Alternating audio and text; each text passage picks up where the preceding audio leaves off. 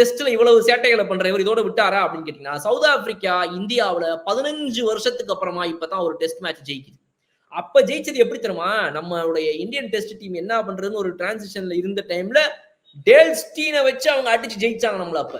இப்ப அவங்க எப்படி ஜெயிச்சுக்கிறான்னு பாத்துக்கோங்க நீங்க. அப்போ நம்ம இந்தியா டெஸ்ட் டீம் அப்படியே வளர்ந்து வளர்ந்து வளர்ந்து வளர்ந்து அதுவும் விராட் கோலியோட இது கிராஃப்ல வந்து எங்கேயோ போயிருந்த இந்தியா டீம் 2010 இருந்த இந்தியா டீம் மாதிரி கொண்டு வந்து நீ தோக்க வைக்கிற அப்படின்னா, அப்ப என்ன கோச்சிங் நீங்க ஐயா பண்ணீங்கன்ற கேள்விகளை நான் கேட்கல, ஐயா சாமி நம்ம மக்கள் கேட்கறாங்க அப்படின்ற மாதிரி.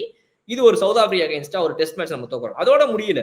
7வது மேட்டர் என்னன்னா, India failed to chase a target under 150 twice under mister GG's tenure. 21st செஞ்சுரியில இதுதான் வந்து ஒரு டீம் 150க்கு கீழே இருக்கக்கூடியத ஒரு டீம் வந்து அதுவும் ஹோம் கிரவுண்ட்ல இப்படி சேஸ் பண்ண தடுமாறின ஒரு இன்ஸ்டன்ஸ். அதாவது 2 தடவை ஒரே கோச்சுக்கு நடக்கிற இந்த இதுங்கிறது வந்து இதான் முதல் முறையா 2வது முறையா நடக்குதாமா. 150க்கு கீழே 2 தடவை இவருடைய கோச்சிங் ஆரம்பிச்சு இப்பதான் ஆகுது. 2 தடவை நம்ம 150 கீழே இருக்கிற டார்கெட்டை ஹோம்ல நம்ம சேஸ் பண்ண தடுமாறி இருந்திருக்கும்.